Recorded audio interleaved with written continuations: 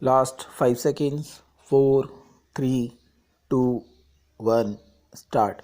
I read yesterday that my friend and old colleague Prakash Narayan has said recently that I should help, I forget his words, in establishing or in developing a strong opposition to the Congress. This is a very strange request, I believe, completely in any government, but it might be having stout critics, having an opposition to face without criticism. People and governments become complacent. The whole parliamentary system of government is based on such criticism. The free press is also based on criticism. It would be a bad thing for us if the press was not free to criticize. If people were not allowed to speak and criticize government fully and in the open, it would not be parliamentary government.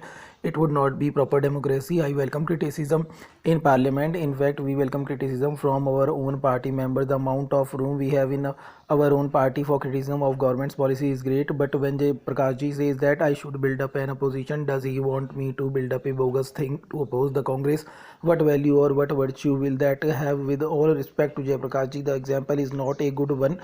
There was no democracy in Turkey, real or even unreal. It was a dictatorship. Does he want that kind of thing so happen in India? The point is that the opposition should have the freest opportunity to express its opinion in the press and on the platform and to fight elections. I cannot canvass for the PSP or the Communist Party. They have the freest opportunity to do so. The election commission is independent of government. It is open to you, to any of you, to vote as you like. You know that there is no question of pressure or coercion. I do submit that we in India have a greater degree of freedom in elections and in things other than elections than most any other country in the world. There may be a few countries which have the same freedom as we have, but a far greater number of countries in the world have no such freedom. We have it and I am proud of it and I am sure it will continue. I want every type of opposition to go and apply to the whole. The people should decide to whom they shall vote for here. Jayaprakash ji says it would be good for the Congress to be defeated. I might perhaps